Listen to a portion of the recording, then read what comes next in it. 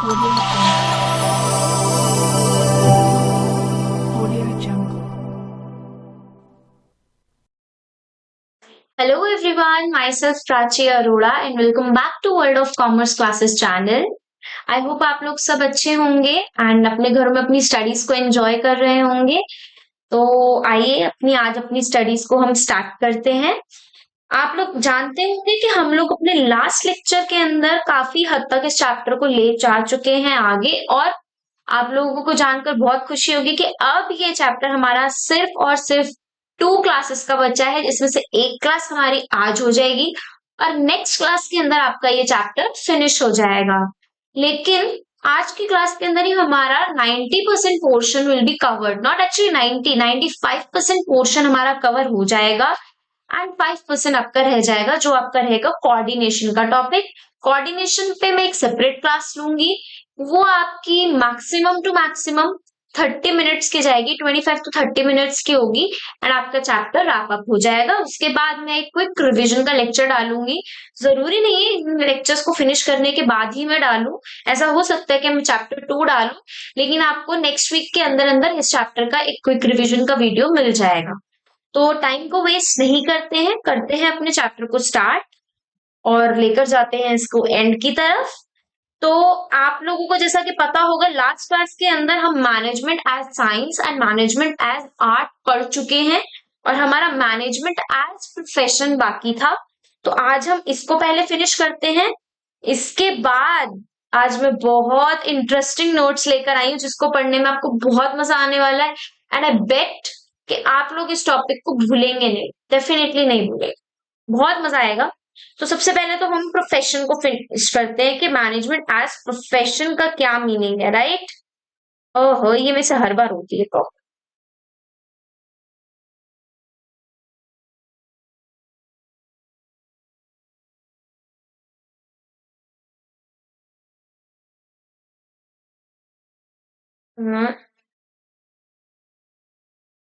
ओ God, again no. इतना ही रखते हैं, चलो इसको इतना ही रखते हैं इसको, वरना वो ना फिर सारे नोट्स इधर से उधर बैलेंस उनका जरा खराब हो रहा है। चलो, profession. So what do you understand by the term profession? सबसे पहले हम इसी की बात कर लेते हैं। तो देखो, प्रोफेशन मतलब यार किसी का कोई अपना काम होता होगा, अपना काम तो सब करते हैं। प्रोफेशन कुछ स्पेशल चीज होती है। जैसे आप लोग अगर सुनते होंगे ना, तो आपने सुना होगा कि सीए एक प्रोफेशनल कोर्स है, सीएस एक प्रोफेशनल कोर्स है, सीएमए एक प्रोफेशनल कोर्स है। ये कौन करते हैं? These are specifically perform by some professionals.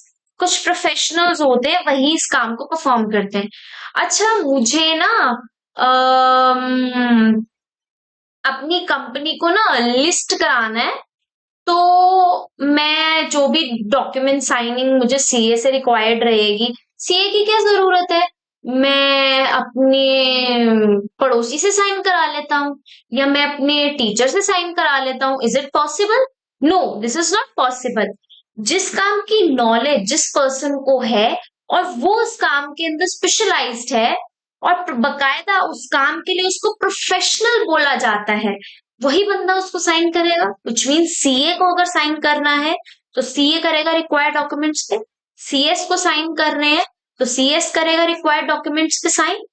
Obviously आप किसी भी सड़क छाप इंसान को या किसी भी पर्सन को उठाकर नहीं ला सकते, किसी टीचर को उठाकर नहीं ला सकते जो साइन कर देगा आपके। This is not possible. तो प्रोफेशन क्या बोलता है? Profession is an economic activity. Obviously, it is an economic activity that requires special knowledge. काम की आपको special knowledge होनी चाहिए and skills. उसकी skills भी होनी चाहिए, पता होना चाहिए उस काम को करना कैसे है। To be applied by individual to serve various sections of society. क्या कह रहा है कि बेसिकली प्रोफेशन क्या होता है? एक इकोनॉमिक एक्टिविटी होती है जिसके अंदर किसी पर्सन को उस काम की स्पेशल नॉलेज होती है, उसके पास स्किल्स होती है उस काम को परफॉर्म करने की, ताकि जितने भी वेरियस सेक्शंस या सेक्टर्स है सोसाइटी के, वो उनको सर्व कर सके। फॉर एग्जाम्पल, जनरली आईटीआर कौन भरता है? चार्टर्ड अकाउंटेंट, सीए फिल करते हैं आईटीआर। तो अगर मैं बात करूं आईटीआर की, तो आईटीआर सीए अगर फिल कर रहा है तो उसको पहली बात तो नॉलेज है कि आईटीआर को भरना कैसे है, उसके पास स्किल्स भी है किस वे से उसको फिलअप करके मुझे करना है। पर अगर वो आईटीआर भर रहा है हमारे बिहाफ पर, तो वो सोसाइटी के लिए तो काम कर रहा है ना।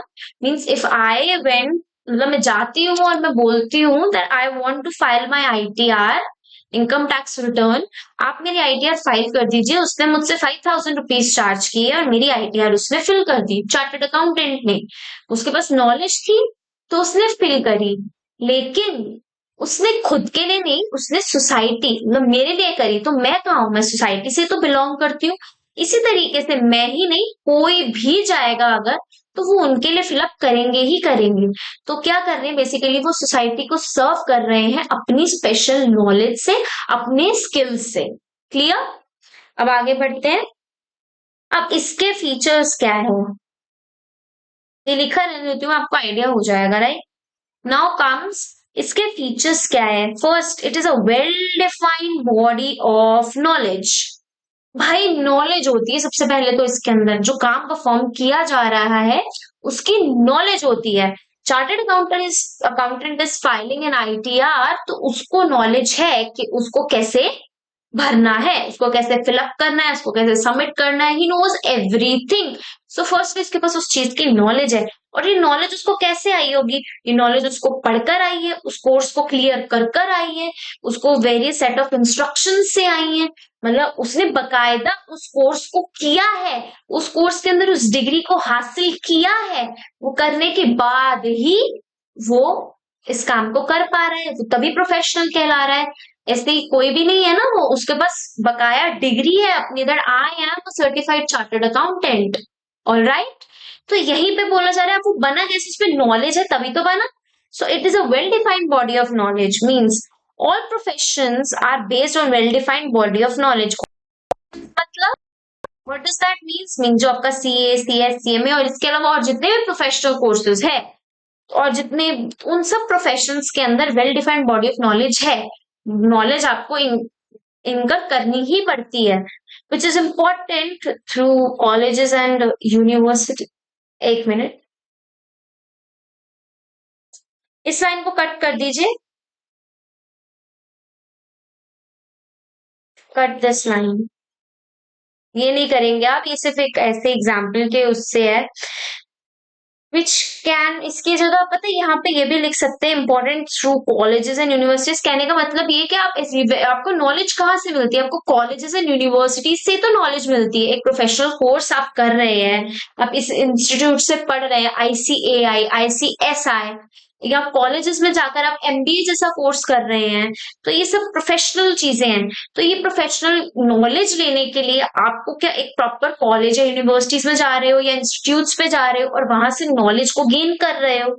तो ये बोला कि प्रोफेशनल कैसे बनते हैं, लाइक प्रोफेशन कैसे है management, it is a well defined body of knowledge. Second, restricted entry.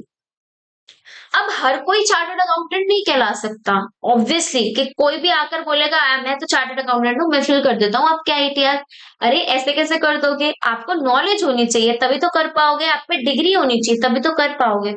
Entry to every profession is restricted by way of minimum qualification and entrance examination. अब देखो भाई, सीए बनने के लिए आपको पहले तो सीए फाउंडेशन का एंट्रेंस क्लियर करना पड़ता है, ठीक है। सिमिलरली सीएस करने के लिए आपको सीएस डबल ईटी क्लियर करना पड़ता है, या आप सीएस फाउंडेशन बोल लो, वो क्लियर करना पड़ता है। अब तो सीसीटी है, सीएस डबल ईटी, ये क्लियर करने पड़ते हैं। सो कहने का मतलब क्या है, और इनके लिए मिनिमम क्वालिफिकेशंस भी होती है कि बंदा इतना क्वालिफाई होना ही चाहिए। खैर इसके अंदर आपको मेन एंट्रेंसेस के बेसिस पे करना पड़ता है, बट अदर प्रोफेशनल कोर्सेज में मिनिमम क्वालिफिकेशंस भी होती है कि you must be this much qualified, तभी आप ये काम कर पाएंगे, तभी आप इसके अंदर आ पाएंगे, ठीक है। तो एंट्रेंस एग्जाम्स और मिनिमम क्वालिफिकेशंस के तहत आप पर रिस्ट्रिक्शंस लगाई जाती है, कोई भी आकर इसको परफॉर्म नहीं कर सकता, यू मस्ट बी क्वालिफाइड। आप डायरेक्टली सीएस फाइनल में या सीए फाइनल में नहीं जा सकते, उसके लिए आपको एंट्रेंस के रास्ते से आना पड़े। All right. The entry in the management institute is generally restricted through entrance examinations, group discussions, interviews, कई जगह interviews वगैरह भी होते हैं, mock test वगैरह होते हैं, वाइवास वगैरह होते हैं और एंट्रेंस एग्जामिनेशन होते हैं। तो प्रोफेशनल कोर्सेज के अंदर जनरली एंट्री बैरियर्स होते हैं। क्या होते हैं? Entry barriers. एंट्री बैरियर्स होते हैं जनरली। ठीक है, आगे बढ़ते हैं। नेक्स्ट अप हमारा है professional association. Now what does this means? Professional association means भाई all professions are governed by their respective professional association, which means ICAI governs CA। CA जितने भी आते हैं वो ICAI के अंडर आते हैं। ICSI और एक और इंस्टीट्यूट है सीएमए का इंस्टीट्यूट, मुझे याद नहीं आ रहा उसको क्या, सीएमए के इंस्टीट्यूट का ICWA है I guess, I am not sure, तो मैं उसको नहीं लिख रही।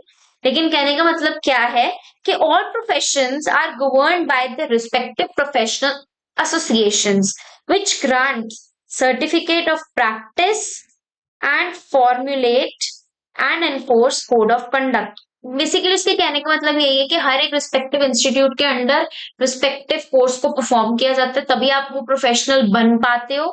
और उसके लिए वही लोग हैं जो आपको सर्टिफिकेट ऑफ प्रैक्टिस ग्रांट करते हैं कि yes you are now qualified, you can practise now. ठीक है, तो आपके ये रिस्पेक्टिव एसोसिएशन या रिस्पेक्टिव इंस्टीट्यूट ही ये काम करते हैं। ठीक है, और यही कोड ऑफ कंडक्ट बताते हैं कि किस वे से आपको काम करना है। There are several association for practising managers in India like AIMA, all India management association. Similarly यहाँ आप लिख सकते हो for chartered accountants like ICAI, for CS like ICSI, ऐसे भी आप लिख सकते हैं यहाँ पे। ऑल राइट, फिर लास्ट अप हमारा आता है ethical code of conduct. Ethical code of conduct मतलब कोई रूल्स एंड रेगुलेशंस होंगे या कोई ऐसी चीज होगी जो आपको परफॉर्म करनी पड़ेगी, जो आपके ऊपर mandatory, you have to follow.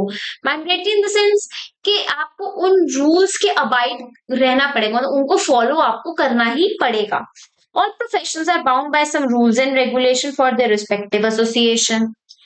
Like All India Institute of India has laid down code of conduct to regulate the activities of manager. It is not compulsory for managers to hold its membership. ये इसको cut कर दीजिए, ये भी इतना important नहीं है। I don't know कहाँ से जैसे कि हम एक एग्जाम्पल लेते हैं इसके अंदर कि जैसे जब आप चार्टर्ड अकाउंटेंट बन जाते हैं, आपका लास्ट फाइनल ग्रुप क्लियर हो जाता है ना, तो आपको ग्रेजुएशन वाली ड्रेस कोड मिलता है, प्रॉपर प्रोफेशनल ड्रेस कोड मिलता है, कैप मिलती है एंड आपको ब्लैक कोट मिलता है एंड उनका जो लाइक सर्टिफिकेट होता है वो आपको मिलता है। सिमिलरली जो CS होते हैं उसके अंदर they have to wear white kurta और व्हाइट साड़ीज। जेंट्स जो होते हैं उनको व्हाइट कुर्ता पजामा पहनना पड़ता है एंड जो फीमेल्स होती है उनको व्हाइट साड़ीज वेयर करनी पड़ती है एंड उसके ऊपर उनका नेशनल फ्लैग आता है। तो हर एक का ना अलग अलग कोड ऑफ कंडक्ट है, अलग रूल्स एंड रेगुलेशंस है, कोई कुछ फॉलो करता है, कोई कुछ फॉलो करता है। तो ये सब जो प्रोफेशनल्स होते हैं, अब मेरे को जाना है व्हाइट साड़ी में but I am going in red sari, तो मैं रूल्स एंड रेगुलेशंस को फॉलो नहीं कर रही हूँ, उनको मैं डिसरिस्पेक्ट कर रही हूँ, तो मुझे उसको फॉलो करना ही करना है। ठीक है, तो यहाँ पे हमारा मैनेजमेंट एज प्रोफेशन भी फिनिश हो जाता है। हमने 13 to 14 मिनट्स में इसको खत्म कर लिया। अब बारी आती है, उससे पहले मैं ये होप करती हूँ आपको management as science as arts and as profession अच्छे से क्लियर हो चुका होगा। तो अब हम आगे बढ़ेंगे और अब इस चैप्टर को जल्दी से फिनिश करते हैं। ठीक है, अब सबसे बढ़िया चीज मैं दिखाने वाली हूँ, रेडी रहना सारे के सारे लोग, रेडी हो ना? जब शो करूं तो लेवल्स ऑफ मैनेजमेंट। ना यू विल से मैम इसमें क्या ही मजेदार दिख रहा है, पर इसके साइड में कुछ दिख रहा है, मैम दिखाओ ना ये साइड पे क्या है प्लीज। तो यहाँ पर आता है मुंह में पानी, समोसा। अरे मैम समोसा क्यों दिखा दिया, अब तो खाने का मन कर रहा है, आप तो पढ़ा रहे थे, अब आपने यहाँ पे समोसा दिखा दिया, खाने का मन कर रहा है, क्या करें। इट्स ओके, क्लास के बाद जाइएगा, जाकर समोसा ले आइएगा, मैं नहीं दे सकती, लेकिन ये मैंने आपको एक एग्जाम्पल के तौर पे समझाना है, इसीलिए मैं ये लेकर आई हूँ। तो अब हम पढ़ने वाले next topic, levels of management. भाई हमारी जो मैनेजमेंट है ना उसके अंदर लेवल्स है कुछ, top level, middle level, lower level, या ऑपरेशनल लेवल, या सुपरवाइजरी लेवल, ये बोलते हैं इसको, उसका कोई वो नहीं है। तो ये हमारा ना लेवल्स है, तो इसको क्या बोलेंगे, दिस इज समोसा। ये क्या है, ये समोसा है, इस समोसे की हेल्प से हम समझेंगे top level, middle level, lower level. ठीक है, देखो आपको ना भूले और ये चीज अच्छे से समझ में आए।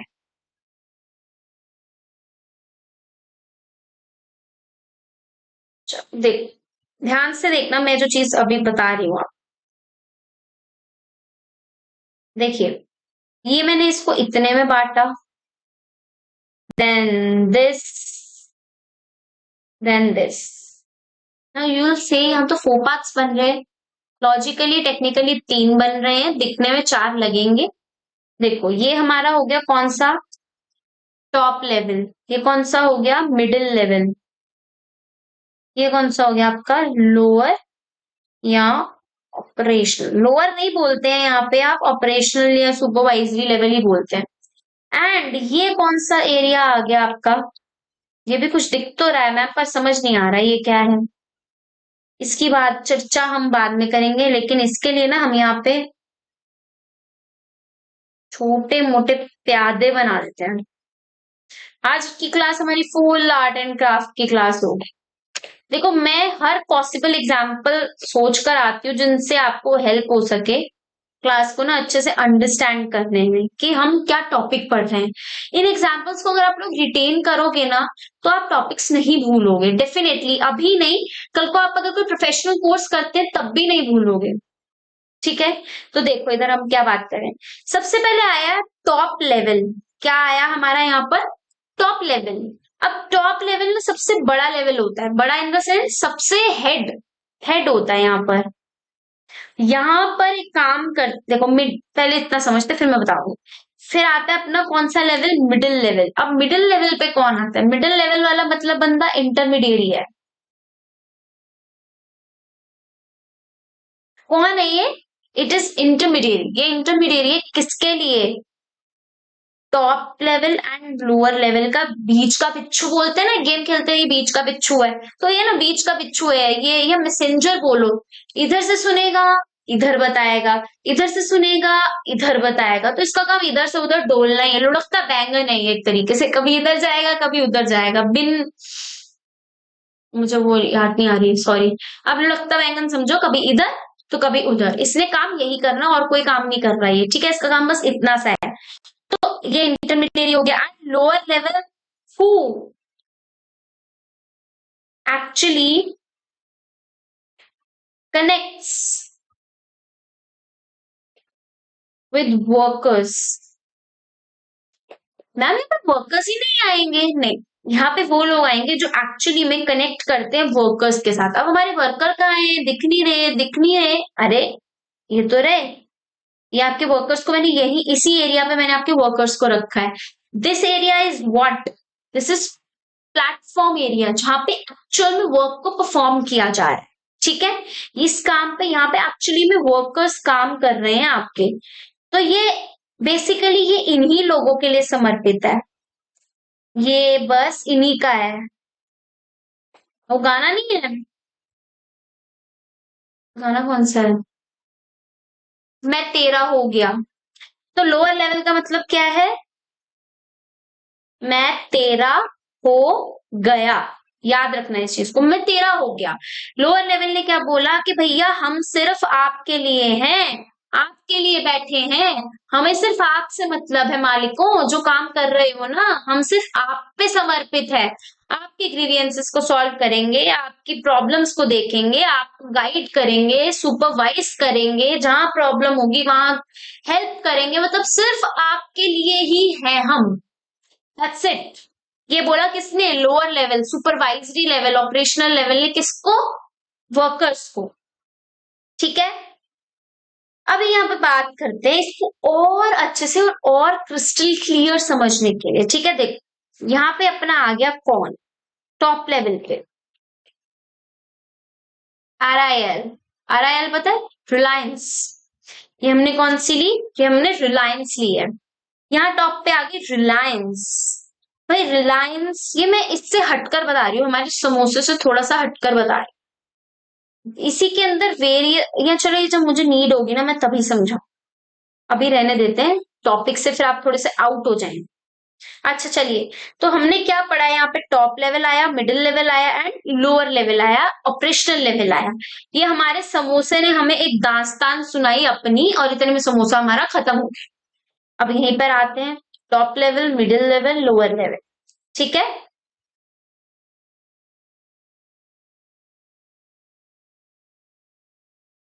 आ गया अपना top level, middle level and lower level. अब हम चलते हैं थोड़ा और आगे।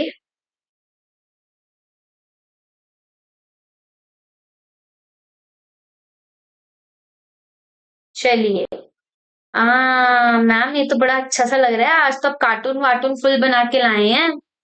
जी, मैं लेकर आई हूँ ताकि आपको अच्छे से समझ में आए, कोई इश्यू ना आए। अब ये कौन है यहाँ पर?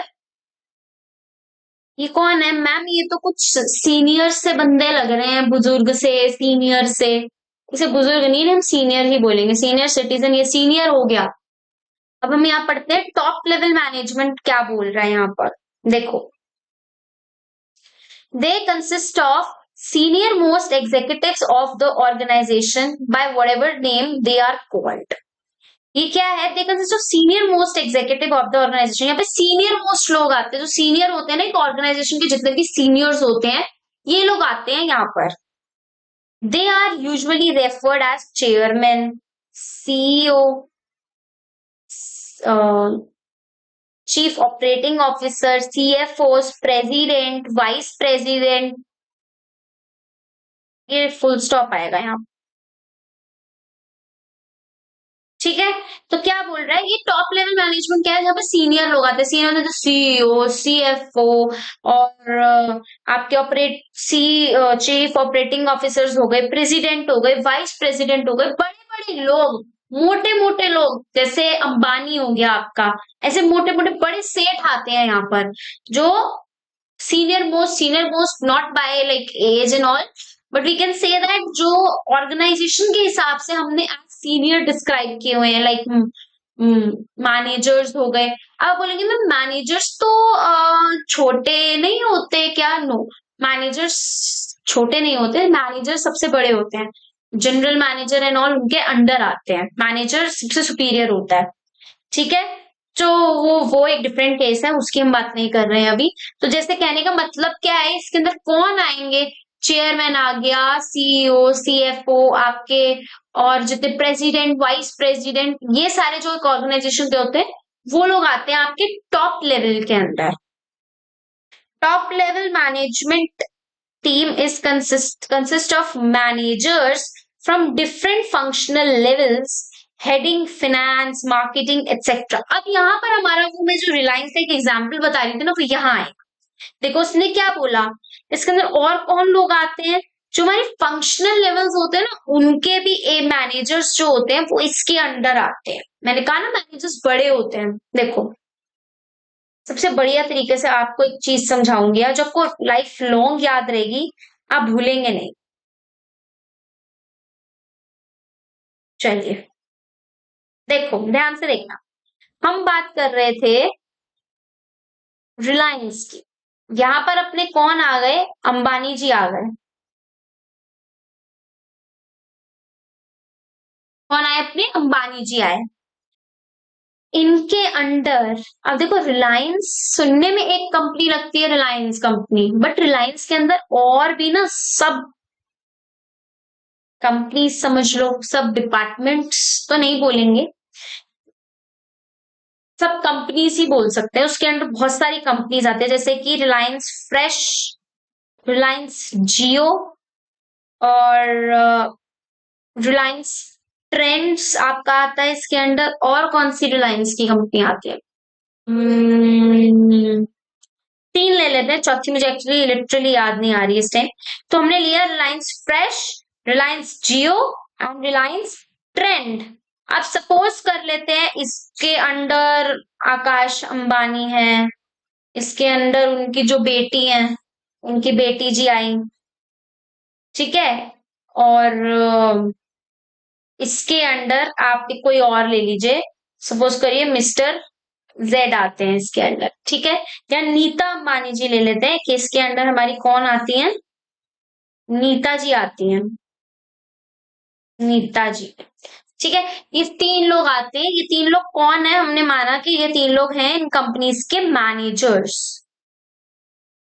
सो when we talk about an organisation, या ऐसे नहीं, थोड़ा और डिटेल में पढ़ते हैं,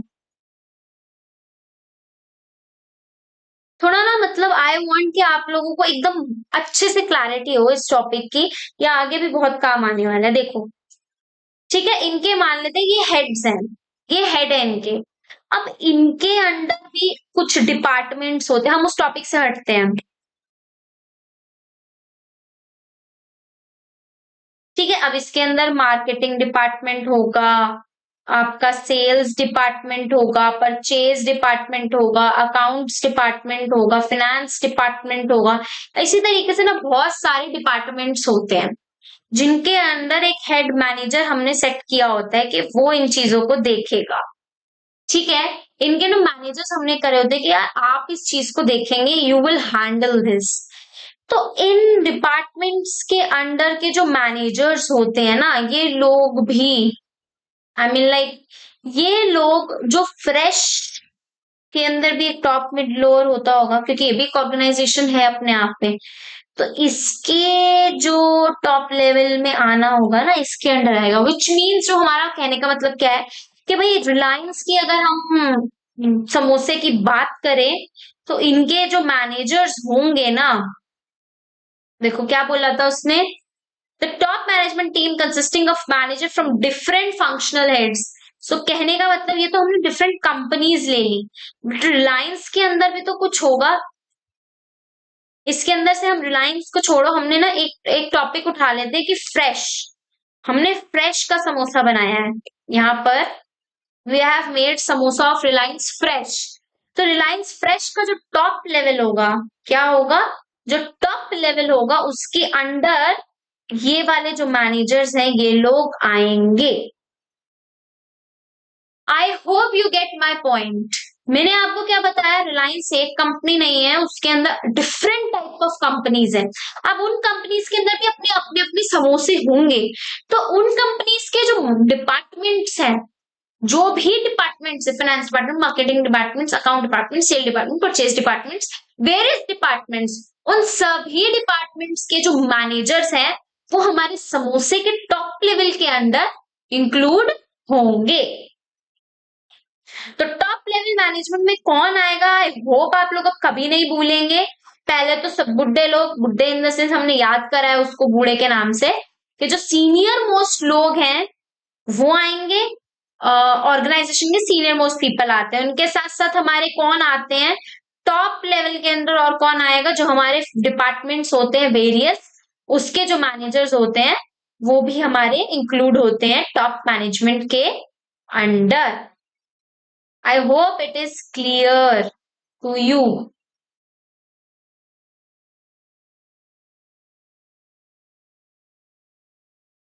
अब इस लाइन को दोबारा पढ़ो। They consist of senior most executives of the organisation by whatever name called, chairman, CEO, CFO, president, vice president, ये सब आते हैं। और साथ ही साथ हमारे समोसे के अंदर एक बंदा और आता है, कौन आता है, जो डिफरेंट फंक्शनल है हमारे फंक्शनल एरियाज हैं, उनके जितने भी मैनेजर्स हैं वो भी हमारे समोसे के टॉप लेवल के अंडर आते हैं, ठीक है। Their basic task is to integrate diverse elements and coordinate the activities of different departments according to the overall objective of the organization. इनका बेसिक टास्क क्या होता है कि जितनी भी एक्टिविटीज हो रही है ना डिफरेंट डिपार्टमेंट्स में, उनको कोऑर्डिनेट, उनके बीच में कोऑर्डिनेशन बिठाया जाए और ओवरऑल ऑब्जेक्टिव अच्छे से हमारा अचीव हो सके, विच मीन्स कि जैसे हमारा मार्केटिंग डिपार्टमेंट है, सेल डिपार्टमेंट, परचेज डिपार्टमेंट, तो इन तीनों के बीच में ना ऐसी कड़ियां होनी चाहिए, मतलब ये तीनों आपस में कोऑर्डिनेट करते रहने चाहिए। कोऑर्डिनेशन मैंने लास्ट क्लास में बताया था, it is like a thread in the garland. ये एक साथ चलने चाहिए, एक साथ चलेंगे। अगर एक दूसरे से compete ही करेंगे तो ओवरऑल ऑर्गेनाइजेशन का गोल अचीव हमारा नहीं हो पाएगा सक्सेसफुली।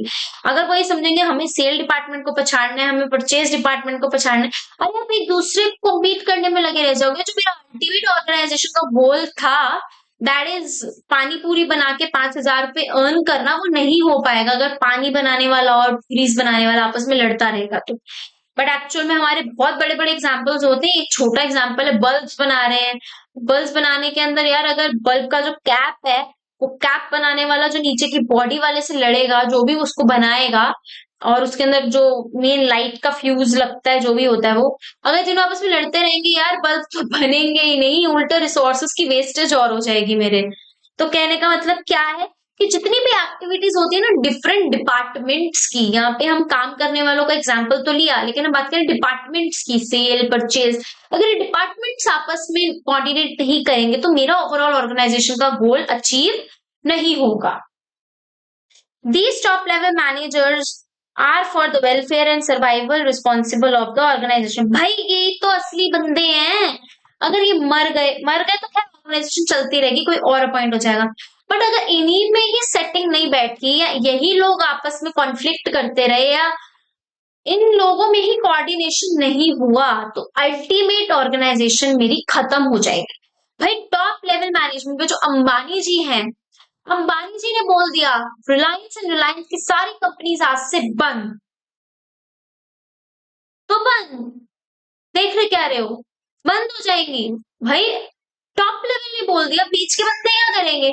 मतलब कहने का मतलब क्या है, these are like grandparents, कि जो उन्होंने बोल दिया ना वो फिर फॉलो करना पड़ता है, पेरेंट्स को भी एंड चिल्ड्रन को भी। ठीक है, तो समोसे के टॉप लेवल ने अगर एक बार बोल दिया ना कुछ कि नहीं होगा, या ये ऑर्गेनाइज जो बोला सत्य वचन, जो बोल दिया हाँ जी करके मानना पड़ जाता है। ठीक है, सो टॉप लेवल में जो मैनेजर्स बैठे होते हैं, प्रेसिडेंट, सीईओ, सीएफओ, जो वो लोग होते हैं ना, एक्चुअल में ऑर्गेनाइजेशन के सर्वाइवल के लिए यही रिस्पॉन्सिबल होते हैं, सर्वाइवल के लिए भी एंड डिस्ट्रक्शन के लिए भी। भाई अगर इन्होंने कोई ऐसा गोल ले लिया, इन्होंने बोल दिया, टॉप लेवल ने बोल दिया कि हमें 1 करोड़ रुपीस कमाने हैं गोलगप्पे बेच के in 1 month, like there is no sense, इस बात का कोई सेंस ही नहीं बनता। तो अगर उन्होंने ऐसी चीज सेट कर दी तो ऑर्गेनाइजेशन के डिस्ट्रक्शन के लिए भी वही रिस्पॉन्सिबल होंगे, इसमें आप फिर कुछ नहीं कर सकते। और ऑब्वियसली वही लोग रिस्पॉन्सिबल होंगे डिस्ट्रक्शन के लिए भी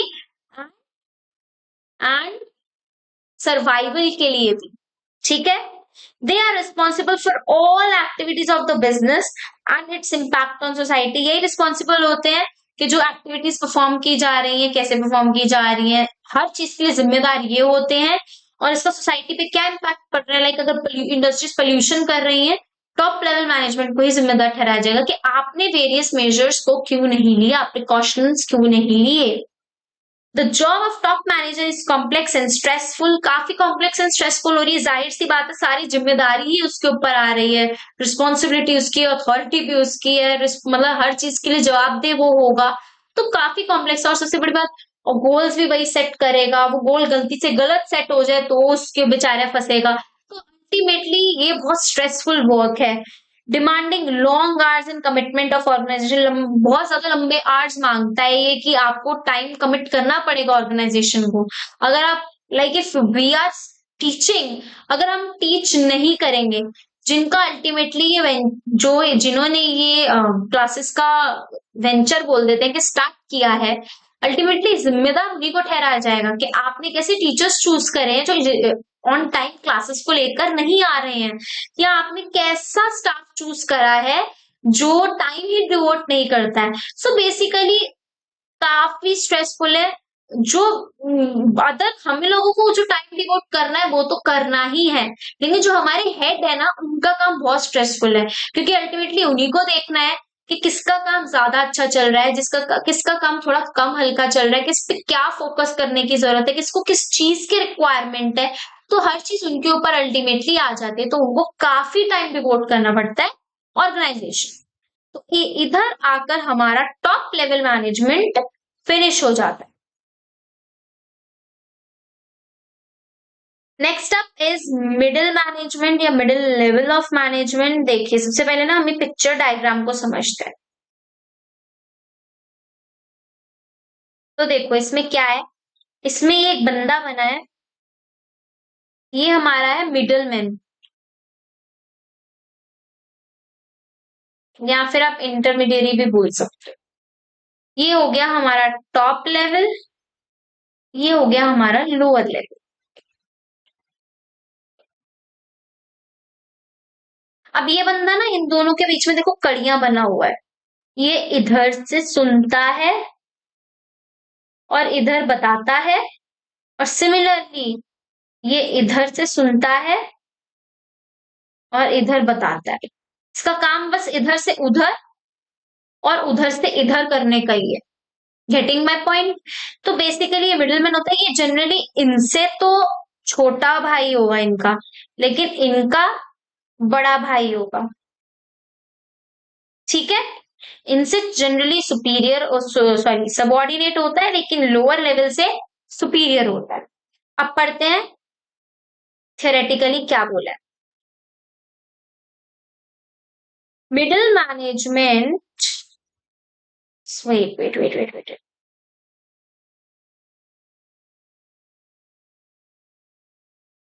या middle management is the link between top and lower level managers. यही मैंने बोला, जो टॉप का लेवल है और जो लोअर का लेवल है उनके बीच का ये क्या है, एक लिंक क्रिएट करता है, इनका लिंकेज है, इनका इंटरमीडिएरी है। आप लोगों को क्लियर नहीं दिख रहा?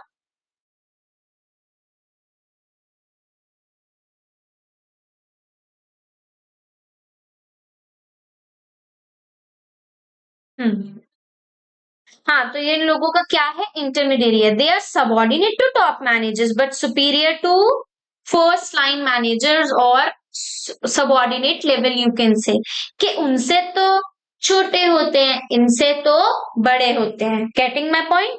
दे are usually known as division heads, इनको डिविजन हेड्स बोला जाता है। Middle management is responsible for implementing and controlling plans and strategies developed by top management. Top level management ना क्या करता है, उसने कुछ स्ट्रैटेजी बनाई, वो नीचे मिडिल को भेज देता है। आगे मिडिल लेवल मैनेजमेंट का काम है कि उसको कैसे इम्प्लीमेंट कराना है, किस तरीके से उसने स्प्रेड करनी है उस इंफॉर्मेशन को, या उस काम को किस तरीके से इम्प्लीमेंट कराना है, that depends upon middle level management. Their main task is to carry out plans formulated by top managers. उनका मेन टास्क क्या है कि जो टॉप मैनेजमेंट ने बोला है हमें उस काम को, उस प्लान को निकलवाना है लोगों से। For this, they need to interpret the policies framed by top management. में टॉप मैनेजमेंट ने तो एक बुकलेट, एक ब्रोशर बना के दे दी, एक पॉलिसी बनाकर दे दी, उन्होंने तो पॉलिसीज बनाकर दे दी हैं। अब आपको पहले तो उनको इंटरप्रेट करना है, मतलब यू हैव टू अंडरस्टैंड कि वो चाहते क्या है हमसे, उनका अल्टीमेट मोटिव, गोल, ऑब्जेक्टिव क्या है, व्हाट दे एग्जैक्टली वांट। जिस तरह से हम लॉ को इंटरप्रेट करते हैं, इस तरीके से हमें इसको भी इंटरप्रेट करना पड़ता है कि एक्चुअली टॉप मैनेजर्स ने क्या बोला करने के लिए। Second, ensure that there department has necessary personnel, personnel मतलब एम्प्लॉयज यू कैन से। वो ये देखेंगे कि जो उनका डिपार्टमेंट है उनके पास जो रिक्वायर्ड काम है वो पर्सोनल होना चाहिए। फॉर एग्जाम्पल, इफ अगर गोलगप्पे का एग्जाम्पल ले लेते हैं कि गोलगप्पे का कोई आपको ऑब्जेक्टिव मिला है, तो वो रिक्वायर्ड गोलगप्पे बनाने के लिए आपके पास इनफ रिसोर्सेज है। Resources I am saying in regards to personal employees. भाई गोलगप्पे तो गोलगप्पे वाले ही बनाएंगे जिनको बनाने आते हैं। ऐसा तो नहीं है कि आप किसी बच्चे को उठाकर ले आओगे, उसको बोलेगे चलो बेटा गोलगप्पे बनाओ। This is not possible, not possible at all. तो वो ये चेक करेगा, उसकी पॉलिसी इंटरप्रेट करे, उसको तो चेक करेगा कि उसके पास रिक्वायर्ड लोग हैं जो उस काम को परफॉर्म करेंगे। Then assign necessary duties and responsibilities to. Finally उसने देखा हाँ जो काम हमें मिला है उसके लिए हमारे पास बंदे हैं, फिर वो उनको काम दे देगा कि तुमको गोलगप्पे की पूरियां बेलनी है, तुम्हें पहले गोलगप्पे का बैटर गूंदना है, और तुम्हें इसका पानी बनाना है, तुम्हें इसकी चटनी बनानी है, और तुम्हें इसका मसाला बनाना है। तो उसने क्या किया, उसने स्पेसिफिकली सबको उनके काम असाइन कर दिए। Motivate them to achieve the desired goal. फिर क्या करेगा, yes you can do it, we can achieve this goal, हमें 5,000 हम करने हैं, हम कर सकते हैं, यस। फुल मोटिवेशन देगा वो। And operate with and last क्या आता है, and operate with other department for smooth functioning of the. Other departments के साथ भी वो बातचीत करेगा और देख ये चीज इंश्योर करेगा कि काम जो है वो स्मूथली रन करे। यहाँ पे आके हमारा मिडिल लेवल मैनेजमेंट फिनिश हो जाता है। ठीक है, इन लास्ट हमारा बच जाता है ऑपरेशनल मैनेजमेंट। देखिए सबसे बड़ी बात, आपको ना एग्जाम के अंदर क्वेश्चंस आएंगे इस तरीके से पूछ सकता है, वो मोस्ट इंपॉर्टेंट है कि what are the functions of top level management या मिडिल लेवल मैनेजमेंट या लोअर लेवल मैनेजमेंट। तो फंक्शंस में हम ये लिख सकते हैं कि टॉप लेवल का लिख सकते हो स्ट्रेसफुल हेक्टिक होता है, सारे ऑब्जेक्टिव्स वो बनाता है, फिर ऑब्जेक्टिव्स को फॉर्मुलेट कर देता है मिडिल लेवल के पास, फिर वही रिस्पॉन्सिबल होते हैं सारे के सारे काम के लिए, welfare and survival and even the destruction of an organisation के लिए भी वही रिस्पॉन्सिबल होते हैं। तो ये सारे इनके फंक्शंस है। लेकिन ये फंक्शन जो मोस्ट इंपॉर्टेंट क्वेश्चंस आपके रहेंगे ना, वो मैं आप लोगों को प्रोवाइड करूंगी। उसके अंदर ये जो कंसेप्ट है, कंसेप्चुअल, ये हम आपके जो नोट्स है ना ये एनसीईआरटी से ही रिलेटेड है। एनसीईआरटी और कुछ नॉलेज या मैंने कहीं इधर उधर से गैदर करी है ये चीजें, तो ये आपके नोट्स उन्हीं में से बनाए गए कि आपको अच्छे से समझ में आए। लेकिन एग्जाम पर्सपेक्टिव से कैसे क्वेश्चंस पूछे जाते हैं उस पर हम अलग से चर्चा करेंगे, तो वो भी मैं लेकर आऊंगी। मुझे लगा कि मुझे आपको ये नेक्स्ट क्लास में कराने चाहिए, तो मैं आपके जो अलग से फंक्शंस है उसको मैं शॉर्ट में 5-5 पॉइंट ईच लिखकर आपको 5 मिनट्स में वो भी एक बार को गो थ्रू करा दूंगी। लेकिन वो पॉइंट्स ना इसी में से ही सिक्रीट होंगे, और वी कैन से इसी के अंदर से हम निकालेंगे इन पॉइंट्स को, अलग से कहीं से नहीं आएंगे। जो चीज हम समझ रहे हैं इसी से ही हमारा आंसर फ्रेम होगा। चलिए अब लास्ट हमारा आता है ऑपरेशनल लेवल।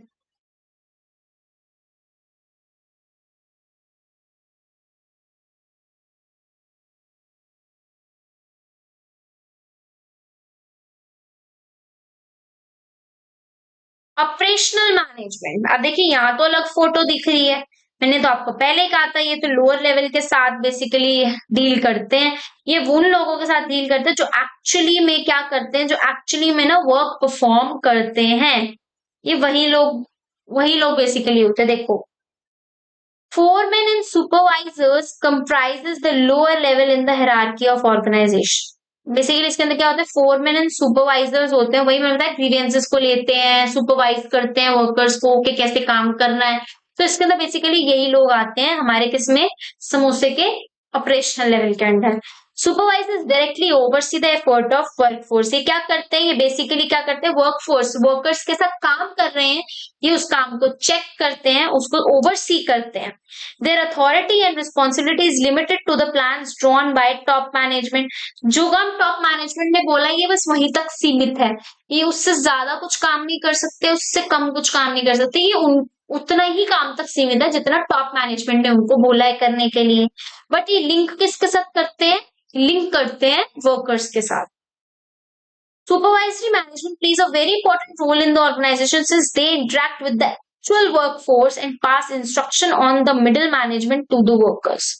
मैंने क्या बताया था, देखो वही चीज है कि बहुत इंपॉर्टेंट है, क्योंकि यही लोग हैं जो एक्चुअल में जो लोग काम कर रहे हैं हमारे प्लेटफॉर्म एरिया पे, ये वही लोग हैं जो एक्चुअल में उनके साथ कनेक्ट करने वाले हैं, एक्चुअल में उनके साथ बातचीत करने वाले हैं, ये वही लोग हैं। So they are very important in the organisation.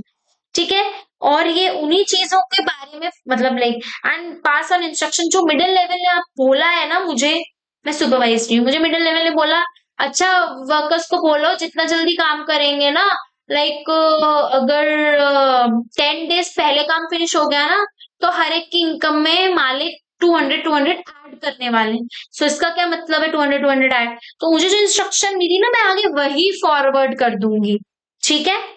Through their efforts quality of output is maintain, जितना वो एफर्ट्स करते हैं वर्कर्स के साथ लग के एक क्वालिटी ऑफ आउटपुट मेंटेन की जाती है। Wastage of material is minimise, क्योंकि एक सुपरवाइजर है गाइड करने के लिए, तो रिसोर्सेज का वेस्टेज भी कम होगा। And safety standards are maintained, क्योंकि हर बंदा वो बंदा ओवरसी कर रहा है सारे काम को, तो सेफ्टी मेजर्स का भी ध्यान रखा जाएगा कि हम सेफ्टी स्केल के अंडर ही काम कर रहे हैं। आपको पता है जो इंडस्ट्रीज होती है लेबर लॉस के अंदर ना स्पेसिफिकली इंडस्ट्रीज बताई हुई हैं, ऑरेंज, ग्रीन, व्हाइट, रेड, इसके अंदर उन्होंने बता रखा है बकायदा कि इनको लाइसेंस लेना पड़ता है इस काम को करने के लिए। और व्हाइट बेचारी तो पीसफुल होती है, उसको तो लाइसेंस की कोई जरूरत ही नहीं होती, जो बिल्कुल भी पोल्यूशन फैलाती ही नहीं है, ये समझ लो। तो पॉल्यूशन वाइज भी उनको डिवाइड कर रखा है। तो कहने का मतलब ये तो मैंने आपको आउट ऑफ दिस ऐसे बता दिया कि इतने सेफ्टी मेजर्स का ध्यान रखा जाता है, तो ये लोग इन्हीं सेफ्टी मेजर्स का ध्यान रखते हैं। काफी चीजों का देखते हैं कि भाई सोसाइटी के तहत हो रहा है, और वैसे भी सेफ्टी मेजर सिर्फ सोसाइटी के लिए ही नहीं, जिस वर्किंग एनवायरनमेंट में लोग काम कर रहे हैं ना, ये उस वर्किंग एनवायरनमेंट को भी चेक करता है कि यार जो एनवायरनमेंट यहाँ पर क्रिएटेड है सब लोग इसी एनवायरनमेंट के अंडर काम कर रहे हैं। एंड मतलब जो एनवायरनमेंट हमने क्रिएट किया है that is safe for everyone. First aid kit होनी चाहिए, फायर एक्सटिंग्विशर होना चाहिए, सेफ वर्किंग एनवायरनमेंट होना चाहिए, ड्रिंकिंग वाटर क्लीन होना चाहिए, सैनिटाइजेशन होना चाहिए, हर चीज अच्छी होनी चाहिए वहां पे। तो ये सेफ्टी का भी ध्यान रखते हैं एम्प्लॉयज की कि लाइक कॉटन ओपनर्स के पास बच्चे काम ना कर रहे हो, बहुत से ऐसे होते हैं। तो सेफ्टी मेजर्स का भी ये लोग ध्यान रखते हैं। The quality of workmanship and the quantity of output depends on the hard work and discipline and loyalty of the workers। ये जाहिर सी बात है, काम जो आउटपुट निकल के आना है वो तो अल्टीमेटली कैसे निकलेगा, जो काम वर्कर्स ने परफॉर्म किया है उनके बेसिस पे ही अल्टीमेट हमें पता चलेगी कि क्वालिटी कैसी आ रखी है और आउटपुट कितना निकले। वर्कर्स ने बोला हम तो काम ही नहीं कर रहे, या धीरे धीरे कर लेते ना हो जाएगा। भाई अब आपने शुरू में तो लापरवाही जता ली, एंड आ गया आपका 10 दिन बचे, तड़ातड़ तड़ातड़ तड़ातड़ फटाफट गोलगप्पे बनाए जिसमें से आधे गोलगप्पों की क्वालिटी तो ठुस है, बेकार है। तो क्या कहने का मतलब है, ये लॉयल्टी ऑफ द वर्कर्स पे डिपेंड करती है कि वर्कर्स ने किस तरीके का काम किया है, उसी से पता चलेगा कि आउटपुट कैसा निकल कर आया। ठीक है, तो यहाँ पर हमारा top level, middle level and operational level होता है फिनिश। अब इसके आगे का जो टॉपिक है ना, ऑनेस्टली सेइंग, तो मुझे नहीं लगता कि मुझे उस पर इतना एफर्ट करने की जरूरत है, क्योंकि ना मैं वो आप लोगों को ऑलरेडी पिछली क्लास में समझा चुकी हूँ। पिछली नहीं, एक्चुअली बहुत क्लासेस से मैं आपको वो टॉपिक बताती आ रही हूँ। Functions of management, planning, organising, staffing, directing, controlling, बस ये उसी की थ्योरेटिकल फॉर्म में दिया हुआ है, उसी की थ्योरी दी हुई है जो हम यहाँ पे पढ़ने वाले हैं। ये आई गेस 5 to 10 मिनट्स का है ज्यादा से ज्यादा। ओहो, ये मेरा 5 to 10 मिनट्स हो जाएगा अभी।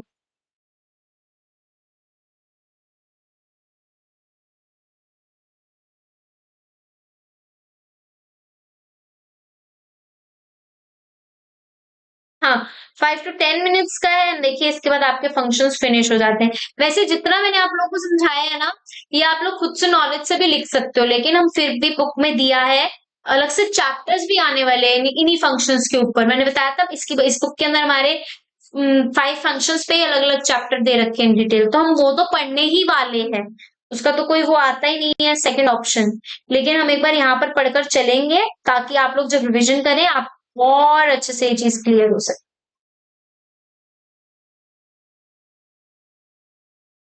देखो सबसे पहले तो देखो यहाँ मैंने यही दे रखा है, functions of management, planning, staffing, organising, controlling, directing. ये कैसे भी लिख सकते हो, बट एक्चुअल जो प्रोसेस है this planning, organising, staffing, directing and controlling. समोसे की विधि में हमने ये सारा समझा था फर्स्ट लेक्चर में, याद करो।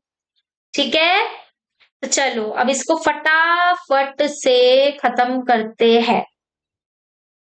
प्लानिंग क्या होता है, प्लानिंग मतलब मैम जल्दी से, देखो गाड़ी स्पीड दौड़ने वाली है, ठीक है।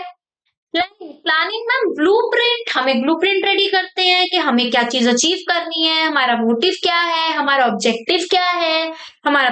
तो planning is what, planning is a blueprint. हम अभी क्या देख के क्या फ्यूचर डिसाइड कर रहे हैं, आने वाले टाइम में भी क्या चाहिए, आफ्टर सम टाइम हम क्या विजन है हमारा, हमें what we exactly want to achieve, what is our objective, this is what, इस यही प्लानिंग है, इसी के लिए हम एडवांस में सब चीजें तैयारियां करते हैं। देखो, planning is function determining in advance what is to be done and who is to do it, कि हमें क्या करना है और उस काम को कौन करने वाला है। This implies setting goals in advance and developing a way of achieving them efficiently and effectively। effectively दोबारा नहीं बताऊंगी, बहुत बार बता दिया है। एक है टाइम ओरिएंटेड, एक है कॉस्ट ओरिएंटेड। आप खुद मुझे कमेंट सेक्शन में बताना टाइम ओरिएंटेड कौन है और कॉस्ट ओरिएंटेड कौन सा है, ठीक है। चलो, मैंने गुस्सा नहीं किया था, मैं मजाक में बोल रही थी, पूछोगे तो बता दूंगी, लेकिन बहुत बार बता चुकी हूँ, एक बार आप लोग खुद भी रिमेम्बर कीजिए। चलिए, तो क्या बोल रहा है कि बेसिकली हम गोल्स एडवांस में डिसाइड कर लेते हैं और क्या करते हैं, एक ऐसा वे डिसाइड करते हैं जिससे हम अपना काम को इफेक्टिवली एंड एफिशिएंटली अचीव कर सके। फिर है planning. Planning can not prevent problems. Planning ऐसा नहीं है जो आने वाली प्रॉब्लम्स इसको प्रिवेंट कर देगी। अभी मैं प्लान कर रही हूँ अपने गोल को, ऐसा नहीं जो आने वाली प्रॉब्लम्स है वो नहीं आएंगी, लेकिन मैं पहले से ही ना देख सकती हूँ कि ये प्रॉब्लम कल को आ सकती है, तो इस प्रॉब्लम को डील कैसे करना है। फॉर एग्जाम्पल, न्यूज में फैलने लग गया कि कोविड-19 फिर से आ गया, फिर से लोगों में स्प्रेड हो रहा है, तो मैं अगर कोई प्लान मेरा इन प्रोसेस है, तो मैं उससे को कोविड से बच तो मतलब ऐसा तो नहीं है ना कि मैं कोविड रोक लूं, तो मैं कोविड को प्रॉब्लम को रोक नहीं सकती, लेकिन प्रिडिक्ट कर सकती हूँ कि हाँ कल कोई ज्यादा फैल सकता है, और अगर ये ज्यादा फैल गया और लॉकडाउन जैसी खुदा ना खास्ता नौबत आ गई, तो हमें कैसे सरवाइव करना है या हमें कैसे उस प्रॉब्लम से डील करना है, ये चीज मैं पहले से इन एडवांस डिसाइड कर लूं। So वही लिखा है, but it can predict them and prepare contingency plans to deal with them and if whenever they occur, कि हम उनसे डील कर सके जब भी वो होता है। फाइनली हमने प्लान डिसाइड कर लिया, 5,000 रुपीज अर्न कर रहे हैं। Then organising is management assigning duties. Finally अब हम क्या करेंगे, लोगों को ड्यूटीज असाइन करेंगे, टास्क दे देंगे, एक अथॉरिटी और रिस्पॉन्सिबिलिटी का रिलेशन क्रिएट करेंगे एंड रिसोर्सेज दे देंगे उनको, जो भी उनको उस काम को परफॉर्म करने के लिए चाहिए।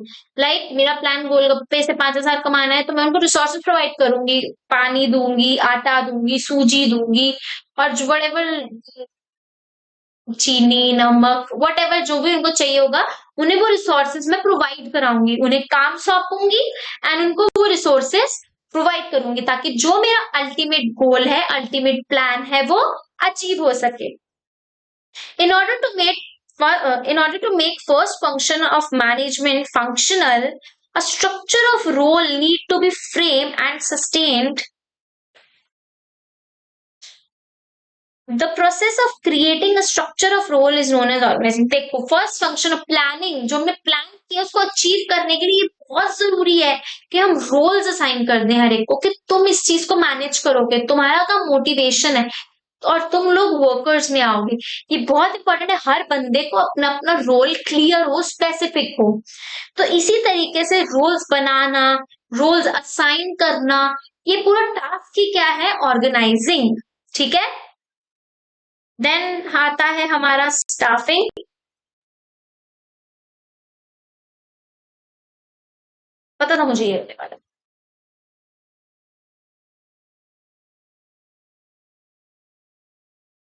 चलो,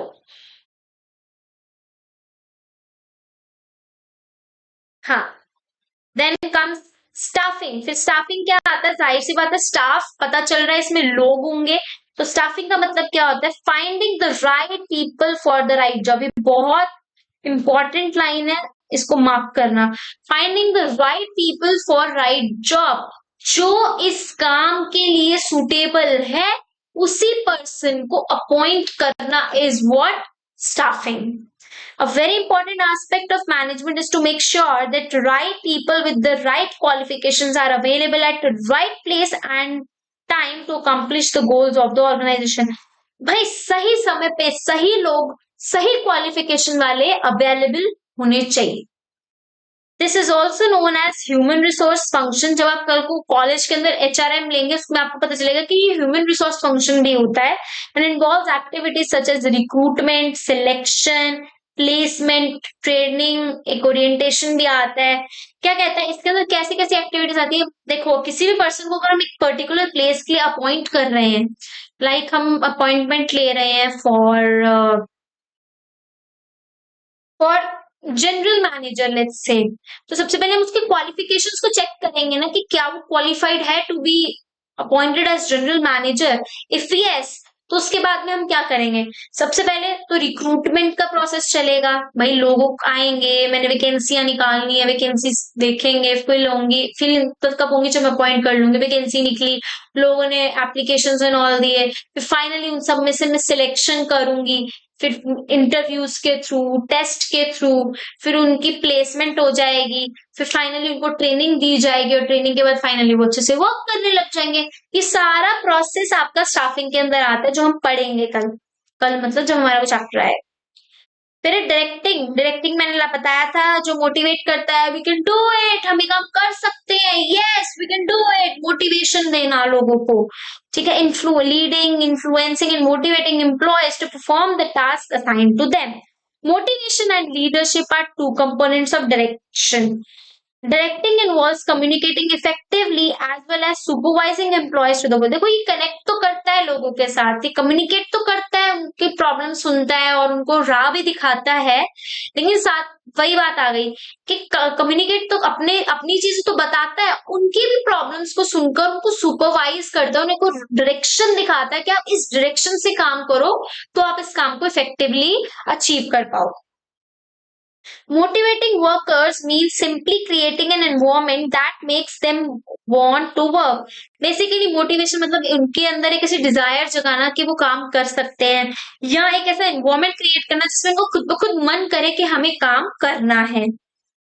leadership is influencing other to do what the leader wants them to do. Leadership basically क्या है? जो मैं चाहता हूँ ना, मुझे दूसरों से वो काम करवाना आना चाहिए। आई टोल्ड यू, लाइक दूसरों से ना काम करवाना आना चाहिए, विच मीन्स कि लीडरशिप में क्या होता है, बेसिकली जो लीडर चाह रहा है ना कि वो ये काम करे, तो वो इन्फ्लुएंस करता है लोगों को इस तरीके से कि अल्टीमेटली जो मेरा माइंड चाहता है, दिल चाहता है, जो दिल चाहता है लीडर का, जो अल्टीमेटली वो सोच रहा है कि ये काम निकलवाना है, अब घी सीधी उंगली से निकलेगा तो मैं टेढ़ी उंगली करूंगी, विच मीन्स कि अगर मैं लोगों से डायरेक्टली नहीं कहूंगी, मैं उनको इन्फ्लुएंस करूंगी, इन्फ्लुएंस होंगे तो जो काम मैं चाहती हूँ वो अल्टीमेटली अचीव हो जाएगा, ठीक है।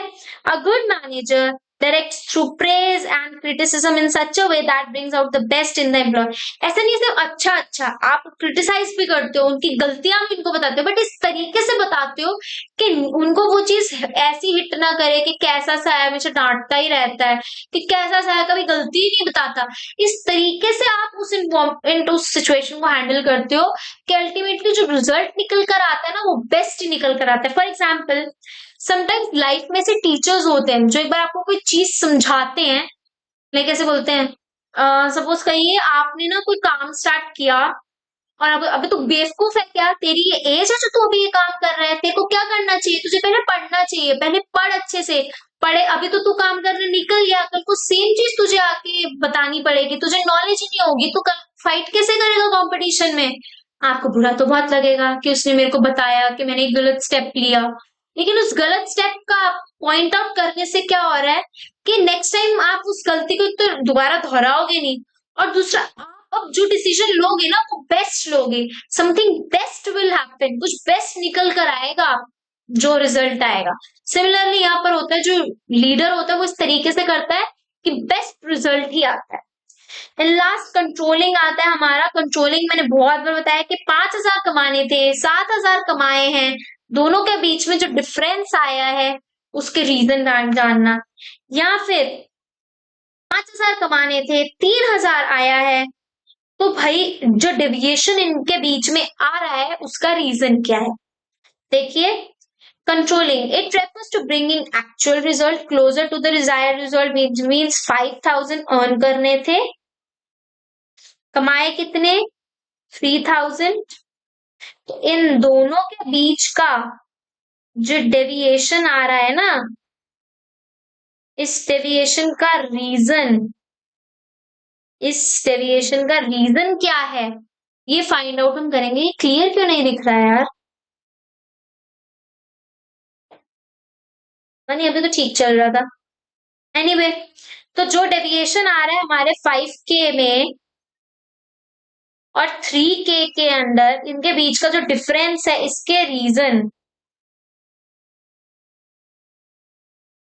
रीजन क्या है, ये फाइंड आउट करना इज व्हाट कंट्रोलिंग। देखो, under this manager monitors whether the jobs are being performed in accordance with the set plans और नॉट। पहले तो ये देखेंगे यार, अब 3,000 का रिजल्ट निकल कर आया, क्या जो लोगों ने काम करा है वो वैसे ही करा है जैसे प्लान में बताया था?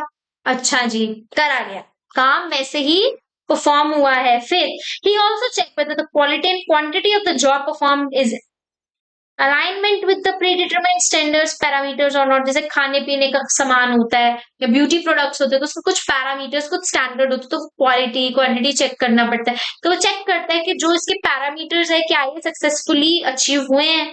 हाँ, ये भी हुए हैं। Deviations are then checked by matching actual performance with predetermined standards।